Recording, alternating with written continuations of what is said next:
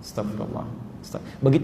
Jangan dibiarkan ada. Jadi begitu ada misalnya setan datang, tuh dia tuh sombong, jalan aja nggak nyapa kamu. Begitu muncul itu langsung Astagfirullahaladzim. Itu nggak benar. Astagfirullah. Itu seketika akan hilang dan potensi dosa akan keluar. Ya. Kalau sudah seperti ini, ya, masya Allah.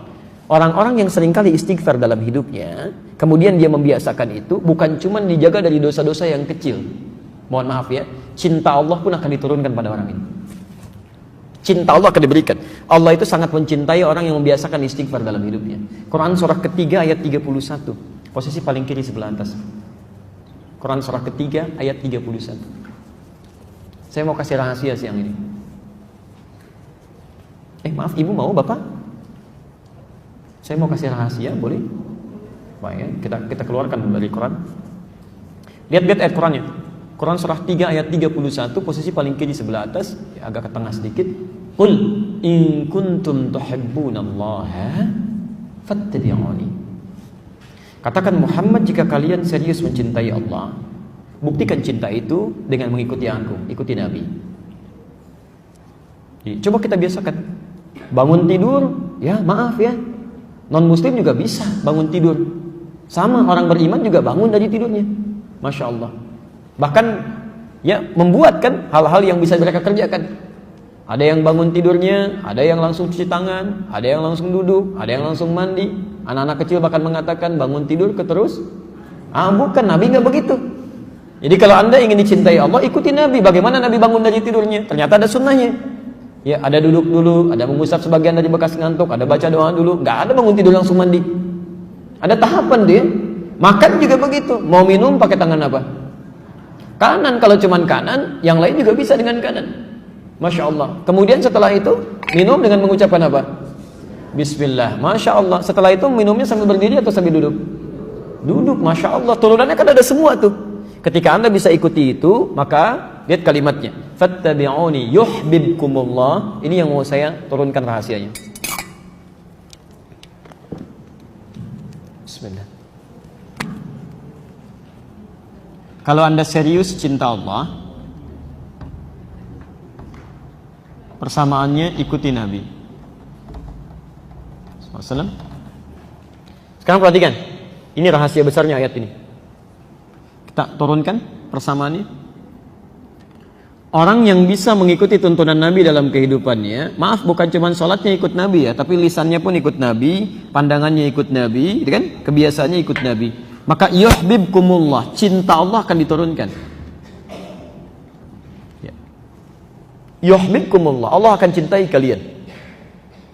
Yang menarik, kemudian diberikan persamaan oleh Quran. Perhatikan persamaannya. Wa yaghfir lakum dzunubakum. Kalau Allah sudah mencintai seorang hamba, ternyata bukan dunia yang pertama diberikan.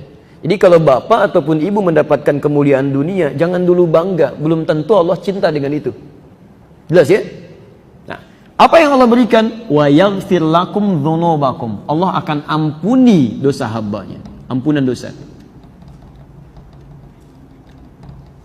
Jadi orang-orang yang dicintai Allah itu, seketika yang Allah berikan pada orang ini, Allah ampuni dosanya. Gugur, dihabiskan semua. Gugur, selesai. Yang paling menarik, sekarang perhatikan persamaannya. Cinta Allah bersanding dengan ampunan dosa. Kalau kita buat persamaan terbalik seperti ini, berarti orang-orang yang sering meminta ampunan dosa dari Allah itu berpotensi lebih cepat mendapatkan cinta Allah Subhanahu wa taala. Dan hebatnya, ini yang paling mulia. Orang-orang yang sudah mendapatkan cinta Allah, ahli istighfar ini, ahli istighfar, kalau sudah mendapatkan cinta Allah Subhanahu wa taala, maka Masya Allah, kemuliaannya tanpa meminta pun doanya segera dikabulkan. Orang yang biasa istighfar itu diantara kemuliaannya, Allah akan cepat mengabulkan kebutuhannya tanpa dia harus memintanya. Butuh sesuatu, datang. Butuh sesuatu, datang. Padahal orang ini belum tentu minta. Anda bisa istighfar, Masya Allah. Makanya ahli surga itu, ahli surga yang biasa istighfar, surganya istimewa, bukan surga biasa. Itu ada di Quran surah ke-51 ayat 18. Lain Pak, bonusnya itu lain. Ya. Dia ditempatkan di taman surga. Ya. Taman surga itu kemuliaannya beda dengan surga biasa. Kalau Anda insya Allah masuk surga, kalau di surga biasa itu yang melayani pelayan surga. Namanya wildanun mukhalladun. Ya, kalau laki-laki dilayani oleh bidadari surga, kalau perempuan oleh pangeran-pangeran surga. Cantik dan gantengnya tak terlukiskan. Kata Nabi, nggak usah dibayangkan, mala ainun ra'at wala udhunun sami'at wala khatara 'ala qalbi bashar. Nggak pernah kelihatan oleh pandangan kita, nggak pernah terdengar oleh telinga, bahkan difikirkan pun nggak akan seperti itu. Itu masih kelas biasa. Tapi taman surga yang ngasih langsung semua Allah, tanpa perantara, kun fayakun ada, dan nggak perlu dibayangkan. Dan penghuni surga seperti ini, itu sebelum masuk ke surga pun sudah diperkenankan melihat Allah tanpa hijab. Ada di Quran surah 75 ayat 22 sampai 23, posisi paling kiri sebelah atas. Wujuhu yawma idzin nadhirah. Ada orang-orang yang masya Allah, saat dia dihisab itu wajahnya berbinar gembira. Ya, padahal belum masuk surga. Ya, ila rabbiha nadhirah, karena bisa melihat Allah tanpa hijab langsung seketika. Ya, nggak usah dibayangkan, nggak boleh. Tapi ada seketika.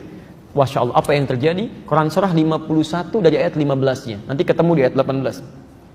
Innal muttaqina fi jannatin wa uyun. Nah, sungguh ada sementara orang-orang takwa itu tempat tinggalnya di taman surga. Taman surga, masya Allah.